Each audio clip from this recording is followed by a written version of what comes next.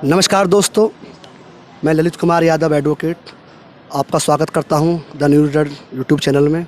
और आज हम लोग हैं चौधरी चरण सिंह विश्वविद्यालय के लाइब्रेरी के सामने। और आइए हम छात्रों से शिक्षा के बारे में कुछ बात करते हैं नई शिक्षा नीति को लेकर, बात करते हैं बेरोजगारी को लेकर, बात करते हैं हम रोजगार को लेकर। आइए, क्या नाम है आपका? सर मेरा नाम धनंजय है और मैं प्रॉपर बनारस से रहने वाला हूं सर। पिछले 4 साल से मैं विश्वविद्यालय में पढ़ रहा हूं और मैं यहां का बीटेक पास आउट स्टूडेंट हूं और 4 साल से मैं तैयारी कर रहा हूं। शिक्षा के बारे में यही कहना चाहूँगा आपसे कि हमारी जो यूपी की शिक्षा नीति है, बच्चों का जो भविष्य है उसको संवारने का काम नहीं कर पा रही है, क्योंकि 4 साल से बच्चे पढ़ रहे हैं, उनको नौकरी नहीं मिल पा रही है, बस स्ट्रगल कर रहे हैं। आप हमारे सेंट्रल जिस यूनिवर्सिटी में हम पढ़ रहे हैं उसका नाम है चौधरी चरण सिंह यूनिवर्सिटी। हमारी लाइब्रेरी सेंट्रल लाइब्रेरी है, यहाँ पे बच्चे 5 साल 6 साल से पढ़ रहे हैं, उनको नौकरी नहीं मिल पा रही है।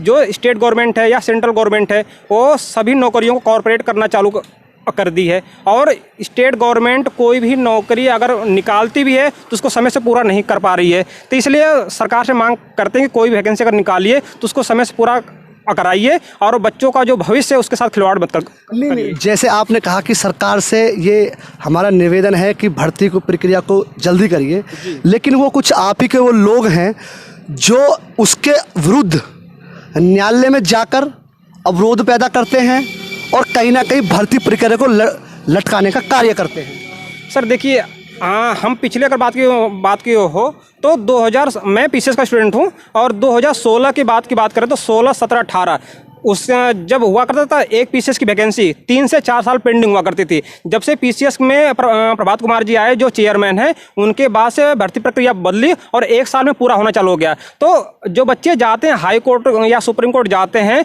वो अपने एक छोटी सी मुद्दा लेके जाते हैं, या तो क्वेश्चन आंसर का हो या आंसर की का मुद्दा हो, तो अपने एक पर्टिकुलर मांग को लेके जाते हैं, पूरा वैकेंसी को कैंसिल करने नहीं जाते हैं। तो सरकार को चाहिए कि वो हर वैकेंसी में पायरेसी हो। जैसा कि नई शिक्षा नीति लागू हो गई है, होने वाली है, तो आप उस शिक्षा नीति को, पूर्व की शिक्षा नीति और वर्तमान सरकार द्वारा बनाई गई शिक्षा नीति को किस प्रकार से देखते हैं? क्या अंतर आपको समझ आता है? सर मेरा नाम मनोज कुमार है, मैं सीसीएस यूनिवर्सिटी का छात्र अध्ययनरत हूँ और मैं प्रॉपर बुलंदशहर का हूँ। मैं नई शिक्षा नीति के बारे में कहना चाहूँगा। नई शिक्षा नीति थोड़ा डेवलपिंग करेगी, बच्चे उसमें ग्रोथ कर पाएंगे, क्योंकि पहले क्या होता था, जो पुरानी शिक्षा नीति थी, जो 3 साल का एक कोर्स होता था ग्रेजुएशन का, उसमें अगर वो बीच में ड्रॉप आउट कर देता था 1 साल करने के बाद या 2 साल करने के बाद, तो उसके पास कोई भी उसका प्रूफ नहीं होता था। अब नई शिक्षा नीति में अगर वो 1 साल शिक्षा करता है तो उसके लिए एक डिप्लोमा मिलेगा, एक सर्टिफिकेट मिलेगा। अगर 2 साल करता है तो उसे 2 साल के लिए भी वो मिलेगा। अगर 3 साल जाता है तो उसको प्रॉपर वो मिलेगी, डिग्री मिलेगी उसके लिए। और वो ग्रेजुएशन के बाद अब रिसर्च के लिए भी जाएगा। और जो नई शिक्षा नीति है ये, उसमें वो सब्जेक्ट भी बदल सकता है। पहले कम्युनिकेशन। तो आप ये कहना चाहते हैं कि जो वर्तमान शिक्षा नीति है वो ठीक है और आप उसको सही मानते हैं? जो वर्तमान शिक्षा नीति, नई शिक्षा नीति लागू की है अभी, वो एक बहुत ही अच्छी शिक्षा नीति है। जो पुरानी शिक्षा नीति थी जो 1986 में डेवलप की थी, वो इतनी अच्छी नहीं थी।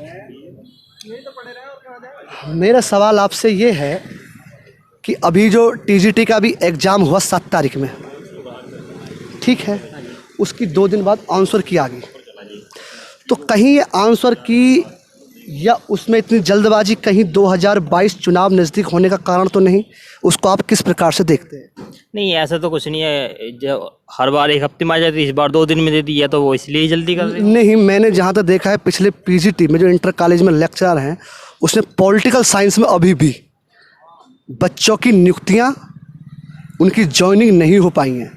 हाँ, वो तो काम इनका पहले रिजल्ट, चलो आंसर की जल्दी आ गई, रिजल्ट भी जल्दी दे देंगे, लेकिन फिर वो जॉइनिंग भी लटकाएंगे।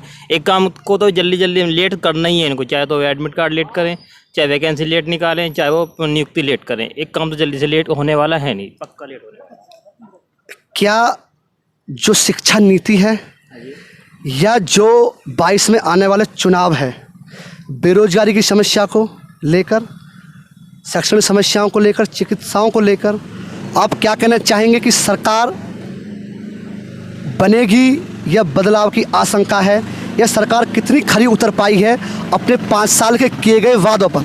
देखो, अगर गवर्नमेंट की बात करें तो वो अपना 100% देते हैं, लेकिन जो दूसरे लोग होते हैं उनको लगता है कि वो अच्छा काम नहीं कर रहे।